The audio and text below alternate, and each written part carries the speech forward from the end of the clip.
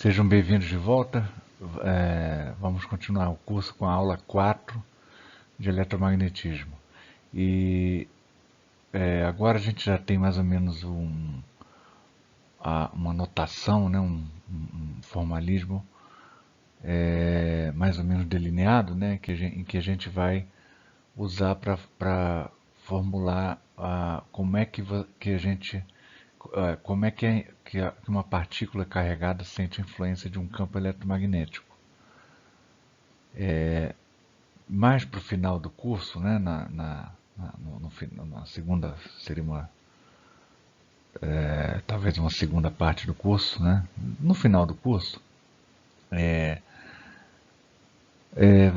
nós veremos como é que esse campo eletromagnético ele é gerado, né? Quer dizer, como é que seria a dinâmica de geração desse campo. E nessa aula, agora nessa aula 4 e talvez nas outras próximas duas, uma ou duas ou três aulas, já não sei, nós vamos ver apenas um aspecto do problema, uma vez gerado esse campo eletromagnético, a gente supõe que ele já está dado lá, é um campo que nós costumamos dizer um campo externo, né, ou campo de fundo, e aí nesse espaço, num certo espaço, né, em que munido desse campo, eu coloco uma partícula carregada. E aí eu tenho que, a gente vai abordar então a dinâmica dessa partícula, né, por ocasião desse campo, por causa da interação desse campo. E a gente vai estudar isso pelo formalismo normalmente usado em mecânica analítica, né, que é o da minimação, a lei da minimação, que é a dinâmica pela via lagrangiana, né? Ok. Então,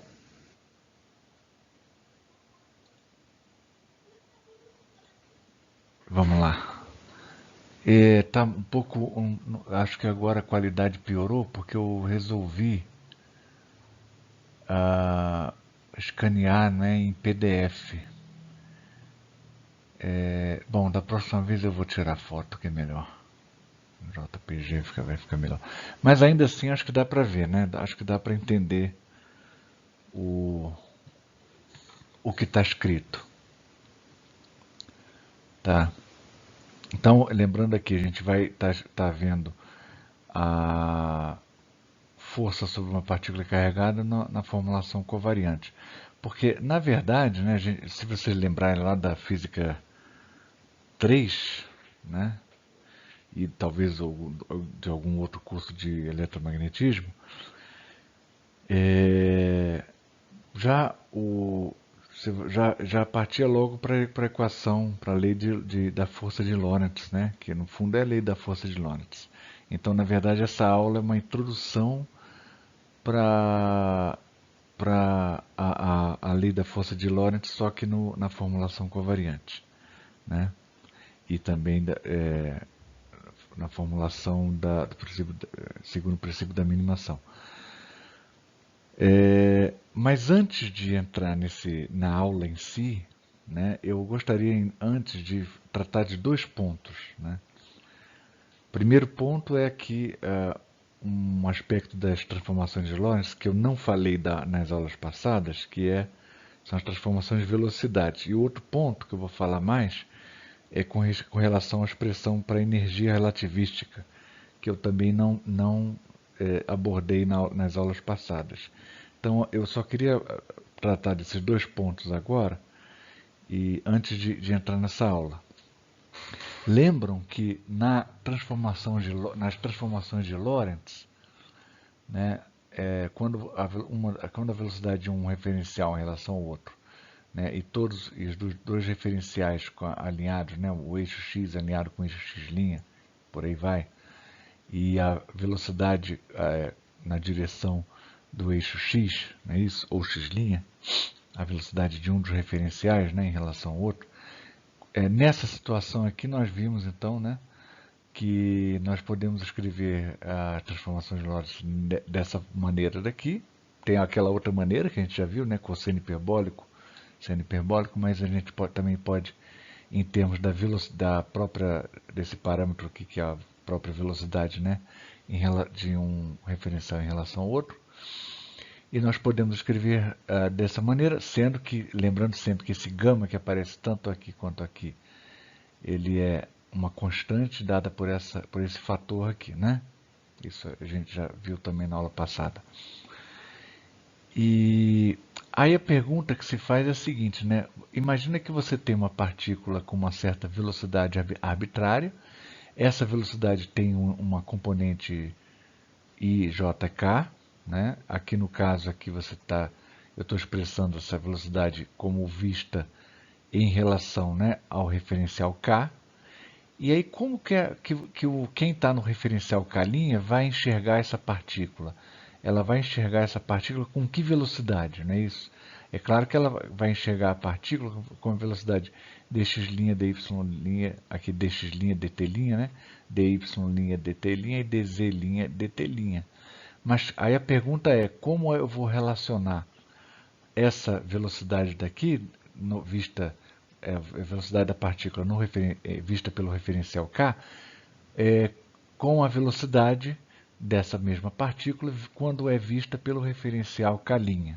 Então essa aqui é a pergunta fundamental aqui sobre esse assunto das transformações de velocidade. Tá certo?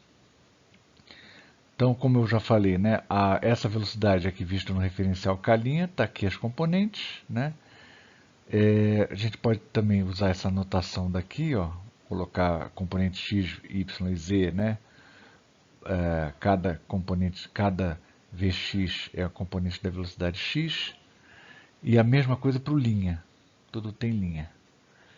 Tá? Com essa notação daqui, aí o que a gente vai fazer? A gente vai pegar, como você vai montar essa relação, vai ser da seguinte maneira, ó.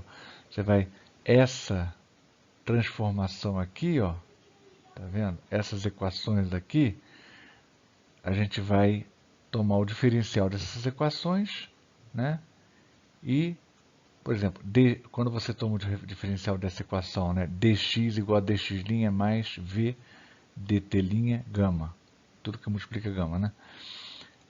Então você vai ter uma relação entre dx e dx', tá certo? Aqui entre dt e dt' e também dx'. De tal maneira que a gente pode usar aqui, ó, calcular explicitamente, separadamente cada um deles e depois relacionar. Então isso vai ficar mais claro na próximo slide. Então, como eu falei, né, das transformações de Lorentz, a gente pode escrever isso aqui, ó, essas duas transformações. É claro que as outras eu não escrevi porque é trivial. dy igual a dy' e dz igual a dz'. Tá certo? Então, bom, aqui eu deixei um exercício aqui, né? Como é que eu vou fazer aqui?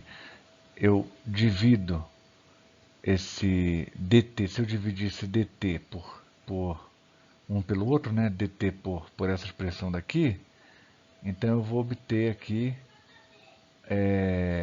aí eu vou poder manipular, né? Isso é uma questão de exercício. Eu sugiro, então eu vou deixar isso aqui como exercício. Nota que você pode fazer o seguinte, né? Você pode escrever isso aqui assim, da seguinte maneira: isso aqui é um dt' mais vdt' mais dx', significa que isso aqui seria um v mais dx' sobre dt', e tudo dividido por dt', multiplicado por dt'. Né? E sendo que dx' sobre dt' é a própria componente vx', tá certo? Que vai aparecer aqui, ó. Então, tá vendo? Então dá para, eu estou dando uma pequena dica aqui para o exercício.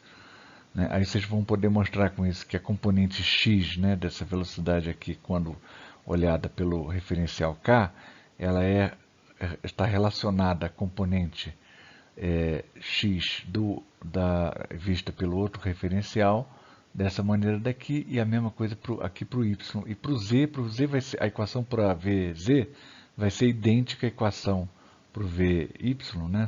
Com a diferença que aqui vai ser z e aqui continua a mesma coisa, v'x. Aqui é v'x, aqui é v'x, mesma coisa. Tá certo? Só que aqui ficou mal feito aqui. Aqui você tem a velocidade, tá? Aqui é uma velocidade, né? Esse aqui é a velocidade, esse v minúsculo, lembrando, né, gente? Isso é importante, questão de notação aí. O v, eu estou usando v maiúsculo para a velocidade de uma partícula e vzinho minúsculo, que é a velocidade de um referencial em relação ao outro. Esse tipo de notação, isso aí muda de livro para livro, de tudo que é lugar usa uma notação diferente. Então a que eu estou usando aqui agora é essa. Esse v' é a velocidade de um referencial em relação ao outro. Esse v minúsculo aqui, né? O v minúsculo que aparece aqui. Tá certo? Então essa é a transformação de velocidade. Agora tem uma outra, antes de falar da energia relativística aqui, então com isso a gente sabe, por exemplo, que se você tem você pode até verificar, né? Testar nessa equação, você pode colocar aqui uma velocidade igual à velocidade da luz, uma partícula, no caso seria o fóton, né? Que tem uma velocidade da luz, que tem a velocidade da luz vista num referencial. Essa mesma velocidade vista pelo outro referencial vai ser qual? Aí também vai ser a velocidade da luz. Tá certo? Agora, e uma coisa que vai até responder, né, uma questão que eu coloquei lá na primeira aula, né, a respeito do postulado, né, um dos postulados da relatividade especial, segundo o qual a velocidade da luz seria a mesma para todos os referenciais inerciais, não é isso? Mas essa é a velocidade da luz vetor ou módulo da velocidade da luz. Então a resposta ela já vai aparecer aqui. Na verdade, a velocidade... será que eu deixo como exercício? Agora eu acho que eu vou deixar como exercício. Eu acho que eu vou fazer isso. Eu vou fazer isso. Né? Eu vou fazer isso. Então, olha só. Agora eu vou deixar aqui um exercício para vocês entregarem nessa semana. Quer dizer, vai entregar até a próxima segunda-feira, provavelmente. Mas, então, essa vai ser a tarefa que vale nota dessa semana. Tá certo? Atenção aqui. Hein? Então, essa vai ser a tarefa que vale nota essa semana. Vai ser a seguinte tarefa. Não precisa desenvolver nada, vocês só vão responder qual é a conclusão de vocês. Né? Talvez mencionar essa relação aqui só. Talvez mencionar a relação da velocidade. Então, a tarefa vai ser responder essa pergunta. Né? A velocidade... exatamente o que é a mesma, o que é invariante, que é a mesma quantidade em todos os referenciais inerciais, o vetor velocidade da luz ou o módulo da velocidade da luz, certo? E para dar uma indicação para essa resposta, como é que vocês podem conferir isso aí? Se vocês olharem para a lei dessas transformações aqui dessas velocidades, né? Imagina que você tem um corpo com velocidade, sei lá, só para dar um exemplo, né? Por exemplo, por exemplo, Vx, um exemplo aqui, né? Num determinado referencial, a minha componente x da minha velocidade é, por exemplo, c sobre, só para dar um exemplo aqui, né? C sobre raiz de 2. Aliás, vou fazer melhor. Bom, então já era. C sobre raiz de 2. E o VY, mesma coisa. VY, mesma coisa. C sobre raiz de 2. O que significa? Você significa uma velocidade no plano x, y, que faz o ângulo 45 graus. É isso, tem um componente c raiz de 2 sobre raiz de 2 e a outra componente c sobre raiz de 2, de tal maneira que o módulo dessa velocidade é c. Aí você vai ver, ó, aí você... Ah, não, aqui é conveniente fazer assim, né? Contrário, tanto faz. Vx' é c sobre raiz de 2, Vy' c sobre raiz de 2. Quais serão as componentes Vx e Vy no outro referencial? Sendo que essas componentes V e y' raiz, é dado aqui c sobre raiz de 2 e o Vy' é a mesma coisa. Aí vocês vão ver que elas não vão ser mais iguais, ou seja, o ângulo ele mudou. Então, quer dizer, o vetor ele mudou, mas o módulo, calcula o módulo disso aí, vai ser uma conta meio chata, tá? Mas vocês vão ver que o módulo vai ser o mesmo, o módulo é C. Talvez uma outra verificação mais rápida possa ser feita, né, se você considerar a componente Vy zero, ou melhor, a componente talvez Vx' zero. Vx' zero. Talvez Vx' zero. Se você colocar Vx' zero, Vz também, que eu nem falei, né? Vz' zero, e somente a Vy' é C, eu acho que também talvez você dê algum resultado, né? Se o Vy' for C, aí você vai ter um C aqui, mas aqui, e aqui o Vx vai ser diferente de zero, tá vendo? Então vai ser uma coisa, também vai mudar a direção.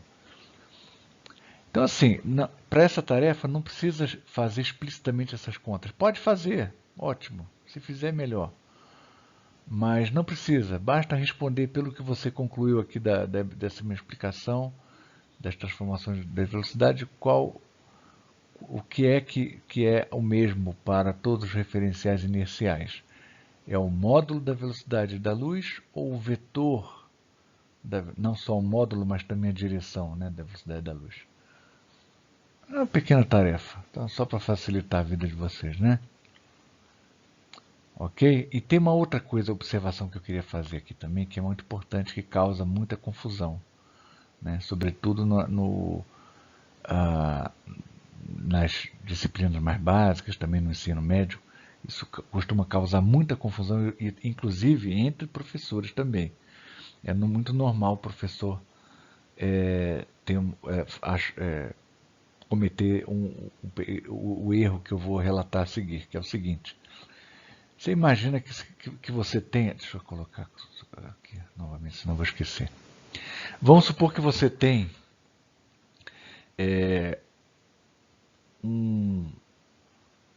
uma nave espacial vinda da direita para a esquerda e uma outra nave espacial indo da esquerda para a direita, de maneira que elas estão exatamente em sentido oposto, na mesma direção, indo uma nave ao encontro da outra. Exemplo simples, né? Uma nave indo ao encontro da outra. As duas naves têm velocidade, sei lá, 0,8 c. Cada uma tem velocidade 0,8 c, iguais, indo uma ao encontro da outra. Se você estiver pilotando uma dessas naves, você vai ver a outra nave, você não vai ver a outra nave com 1,6 c, evidentemente, né? Como era de se esperar pela teoria da relatividade.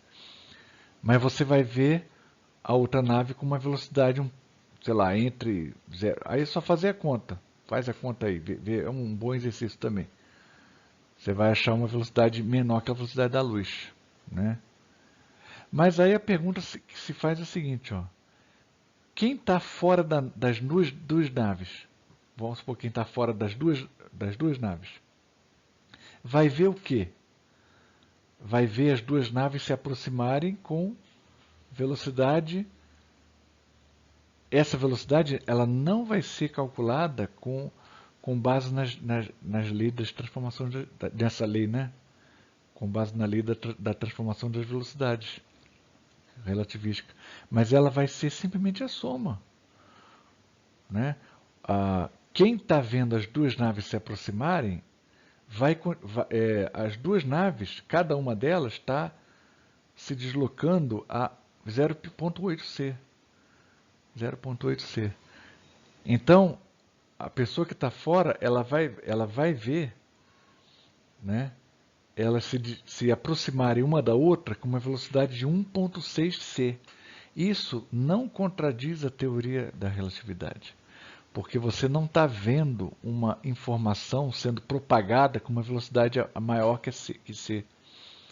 Você está vendo uma configuração acontecer e uma velocidade lá 1,6C envolvida, mas essa não é uma velocidade de uma partícula em relação ao referencial, entende? Esse que é o ponto. Então a teoria da relatividade, ela não proíbe de qualquer modo qualquer aparecimento de uma velocidade acima de c, mas ela apenas proíbe que um corpo ou uma informação, uma energia, uma onda tenha uma velocidade acima da velocidade da luz, pelo menos no âmbito do eletromagnético, né? Da interação eletromagnética. Tá certo? Mesma coisa, você pega uma lanterna, vamos supor que você tem um anteparo enorme, em forma de círculo em volta de você. Aí você pega uma lanterna, aí você está vendo um ponto. Se você girar a lanterna, o ponto luminoso ele vai se mover no anteparo. Não existe nada na relatividade que proíba que estabeleça uma velocidade máxima para esse ponto luminoso. Ele pode superar a velocidade da luz. Tá certo? Quem quiser mais esclarecimento sobre esse ponto, né, eu acho que pode me contactar aí, falar no mural, e aí a gente também esclarece mais. Ok? Então vamos passar para o outro ponto que eu queria falar antes, que é o problema da energia relativística. Né? Vamos voltar, antes de a gente ver isso aqui, vamos voltar aqui, e só para vocês terem uma noção mais familiar, né? Que a gente já sabe, conhece a mecânica de Newton, vamos lá voltar para a mecânica de Newton no caso da partícula livre. Nesse formalismo aqui da minimação, a gente definiu dessa maneira, né? Nós temos uma quantidade aqui e a dinâmica, lembra que a dinâmica de Newton ela vai acontecer de tal maneira que essa quantidade aqui é extremizada, né? Ela é um extremo. Vamos supor que eu estou em uma dimensão. Então, a equação que vai extremizar essa quantidade é a equação de Lagrange, que para esse caso, ela se escreve dessa maneira, a gente viu na aula passada, né, no finalzinho. De maneira que eu tenho que essa quantidade daqui, ó, essa quantidade que está aqui entre parênteses, eu vou chamar de P, que é o momento linear dessa partícula. Né? Se você calcular o momento, inclusive se você calcular esse momento linear, você vai encontrar mv, não é isso? Corresponde ao momento linear de fato. E a equação dinâmica que vem do princípio da minimação aqui é essa, ó, que a derivada do momento em relação ao tempo é igual a zero. Ok? Nesse formalismo, então, você tem basicamente uma quantidade que é conservada, que é o momento linear, né, que a partícula está livre aqui, e tem uma outra quantidade que é conservada também. Né? Na verdade, como aqui a gente tem uma condição de homogeneidade de isotropia do espaço, né? A consequência dinâmica disso aí é que existe uma quantidade chamada momento linear que é conservada.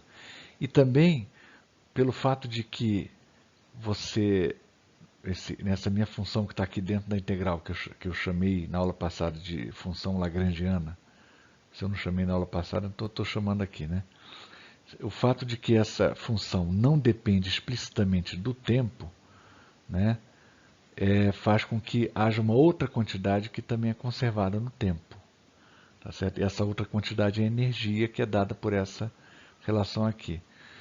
Isso aí, para quem viu mecânica analítica, né, a gente viu que isso aqui, na verdade, corresponde à função hamiltoniana, que nesse caso aqui ela é a própria energia, tá certo?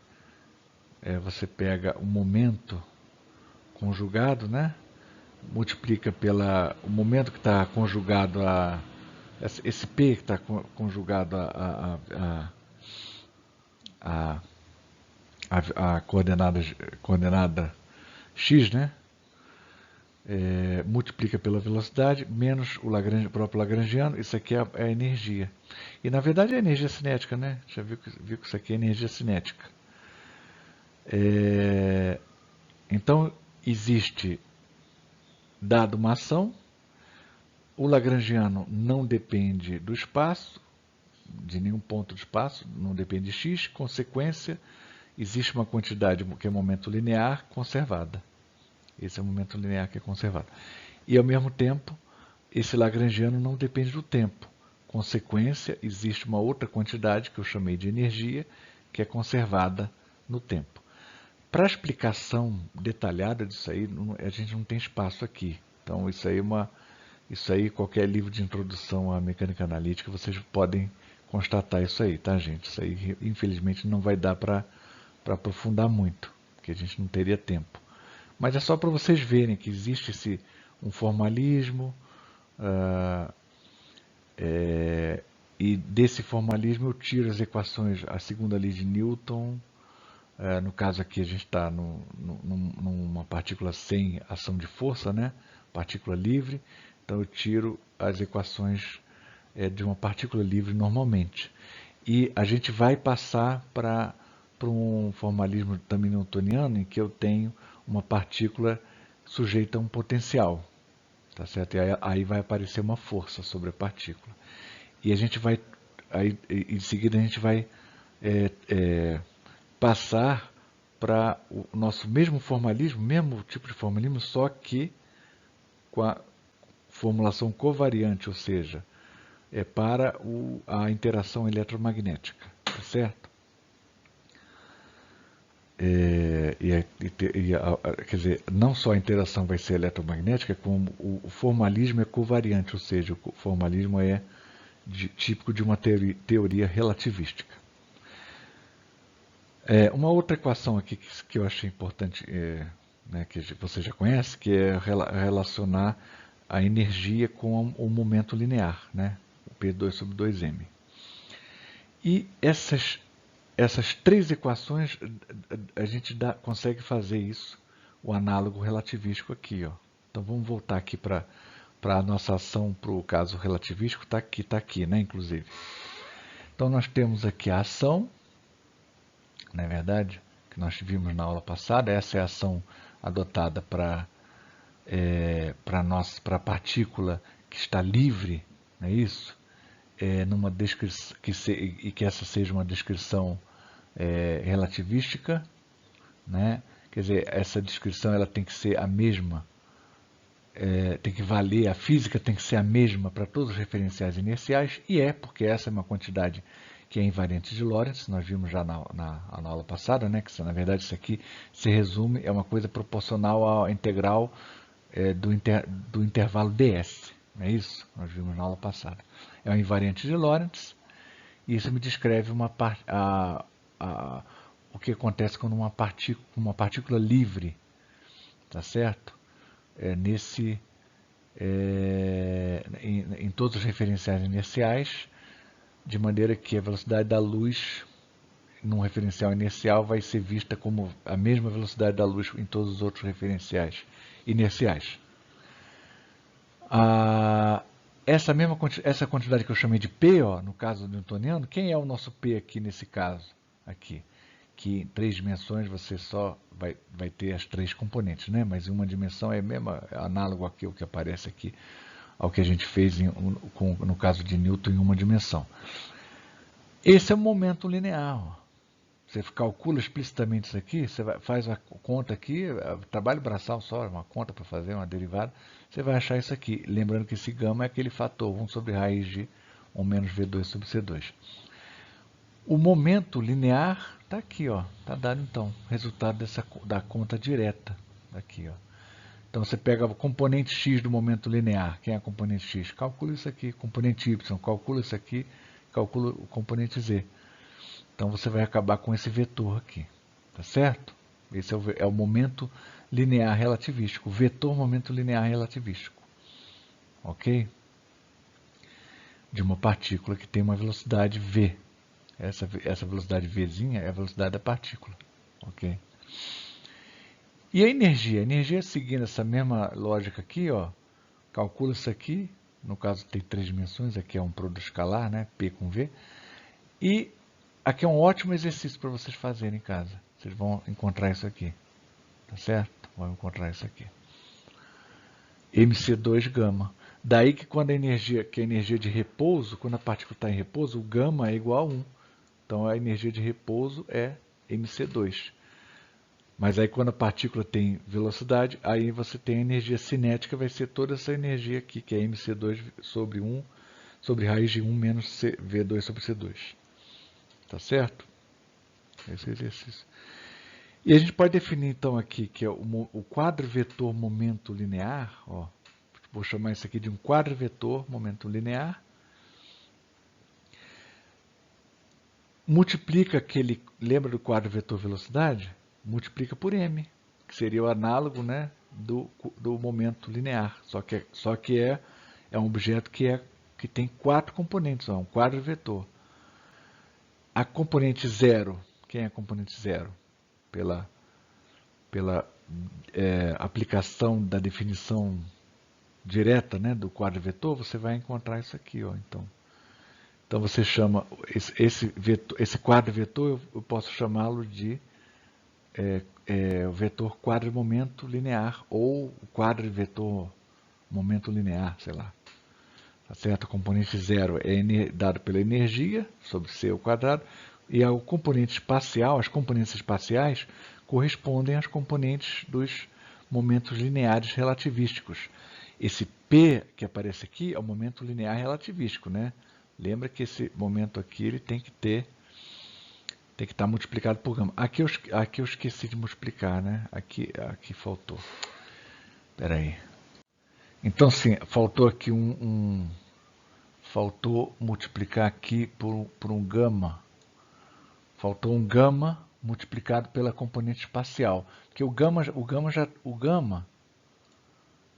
aqui o gama que faltou aqui, ó, 1 sobre raiz de 1 menos V2 sobre C2, faltou aqui na componente temporal, mas aqui ele já está aqui dentro na componente espacial, porque isso aqui é o momento linear relativístico. Ó. Esse vetor P aqui é o momento linear relativístico que aparece aqui. Ok? E olha só o que acontece. Olha como é que é fácil. O formalismo covariante, conceitualmente, para você chegar nele, pode parecer difícil.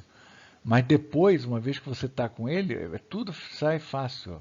Olha o que acontece aqui quando eu calculo o intervalo desse quadro vetor aqui. Ó. Vou calcular o intervalo desse quadro vetor. Aqui eu somo mi com mi, né, que está contraído. Somatório mi com mi. Estou usando a notação de Einstein. Índice repetido está somando. Vai de 0 até 3. Somando de 0 até 3. Né?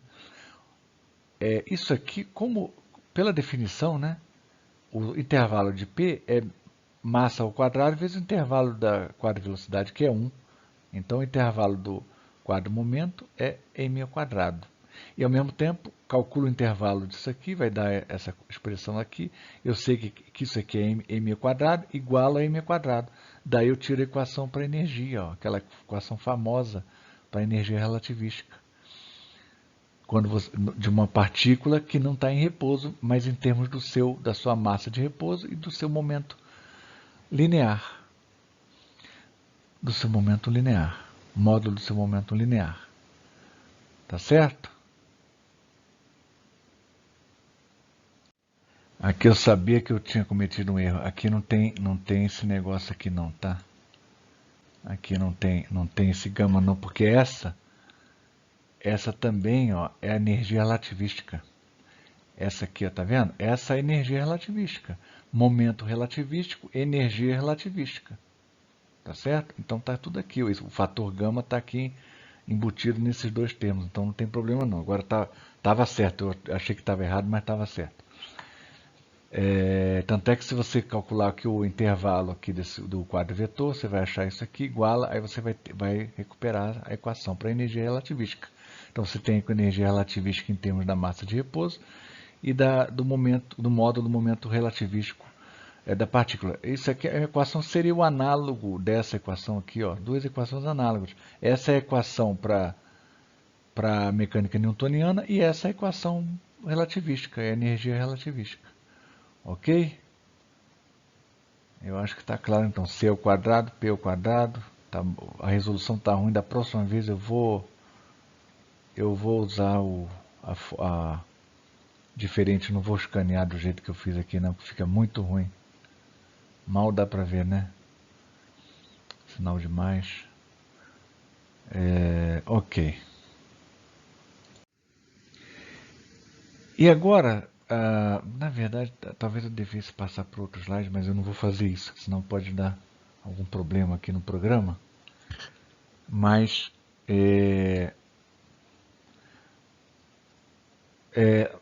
agora a gente vai ver a questão em si, né? Começar a entrar na questão em si, não vai dar tempo hoje, eu vou deixar a parte final para a segunda parte para a semana que vem, né? Porque senão é muito conteúdo. Então vou dar uma amenizada aqui. E o ponto é que a gente vai, quando uma partícula, né, vamos supor que ela esteja carregada, né? E vamos supor que você coloca uma partícula numa região que tem campo eletromagnético. No caso, a gente não vai chamar de campo eletromagnético, a gente vai chamar de um campo aí que ele se manifesta aqui como um campo de 4 componentes, como se fosse um quadro vetor, tá certo? Que eu chamei de AMI. Só que aqui o Mi está embaixo, são componentes covariantes. E a gente vai estudar vai ver que desse formalismo vai aparecer toda a teoria eletromagnética como a gente a conhece. É claro que é preciso que haja aqui o termo igual ao termo anterior, no caso da partícula livre, né? Então você tem essa ação é a parte puramente dinâmica, né, da partícula livre, e você adiciona a essa ação um outro termo que é um termo de interação, né? É um termo de interação. Aqui você tem um deslocamento, né, das coordenadas, infinitesimal das coordenadas dessa partícula livre, né, como se fosse uma espécie de corrente aí, né? Corrente material, sei lá. E aqui um vetor, um campo, que é uma fonte externa, uma fonte que está causando uma certa influência sobre essa partícula carregada, né? Essa influência é a interação eletromagnética, uma interação eletromagnética. Tá certo? Então essa aqui aqui você tem de maneira bem concisa todo o problema aqui. Uma partícula que está sujeita a uma ação de um campo A, que eu chamei de campo A. Tá certo? Isso aqui é o invariante de Lorentz, então esse aqui é um bom candidato para a nossa ação, né? Para a nossa ação S. De maneira que a dinâmica vai ser dada pela configuração que torna essa quantidade aqui toda extrema, tá certo? Um extremo, ou máximo ou mínimo. Ok? Então, vamos decompor isso aqui, vamos chamar o φ, a componente temporal desse quadro vetor, e a componente vetorial vamos chamar de A. De maneira que aqui são as componentes contravariantes, e como a gente viu na aula passada, né, na nossa definição, quando eu estou com um componente covariante, eu mudo o sinal das componentes espaciais. Então eu tenho esse quadro vetor aqui. A gente pode abrir isso aqui, né? Isso aqui é uma soma. O Mi está somando de 0 até 0, 1, 2, 3. Vamos abrir essa soma. Parte puramente temporal, o A0 vezes dx0. Lembra que dx0 é C vezes T, né, gente? C vezes T. Então, você pode colocar tudo aqui, tudo no mesmo parêntese e decompor. Aqui você tem a parte espacial dessa soma e a parte temporal dessa soma está aqui, né, com essas definições aqui. Ok? E é a carga elétrica e sobre C. No caso aqui, seria uma constante de acoplamento. É uma constante de acoplamento. Né? Para um tipo de acoplamento, ele tem uma certa constante física dada. Tá certo? Como o acoplamento, como esse campo aqui depois, né, a gente vai identificar com um campo, vai chamar de campo eletromagnético, então essa constante aqui de acoplamento, que é uma constante que ela acompanha aqui, né, ela está me dando uma dimensão aqui a essa interação, para essa carga, para essa partícula, na medida em que isso aqui vai ser identificado com o campo eletromagnético, na verdade é o potencial vetor, né? Quadro vetor potencial eletromagnético. Essa constante de acoplamento ela é chamada de carga elétrica, simplesmente de carga elétrica. Tá certo? Aqui eu fiz um truque aqui, né? Dividi esse dr por dt, multipliquei por dt. Dr por dt é a velocidade da partícula, tá certo? Velocidade da partícula. Ok, agora aqui eu já posso chamar de lagrangiano. Ó. O lagrangiano é toda essa função que está aqui dentro, a integral de dt, né?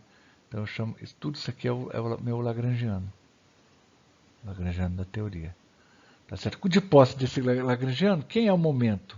Né? Lembra que a gente fez com Newton e com a partícula livre, né? Agora a partícula aqui já não está livre, tem esse termo de interação, e aqui o momento ele vai ter um termo a mais aqui, ó. Além do momento linear, normal, relativístico, né, que aparece aqui, vai ter esse termo a mais aqui, que é o próprio campo externo, a parte espacial do campo externo. Ok? Essa é uma conta que você faz,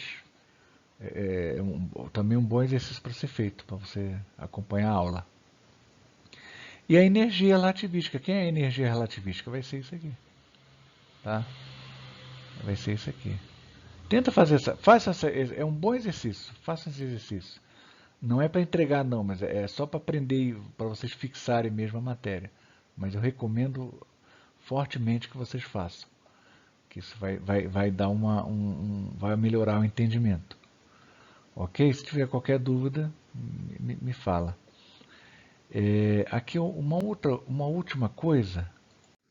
Eu vou falar só, tocar aqui no ponto aqui da dinâmica newtoniana. Vamos adicionar um potencial naquele lagrangiano lá de Newton, de uma partícula que era livre, e agora ela não é livre. Aí que você tem um potencial, tá certo? Que é uma função de x, y e z.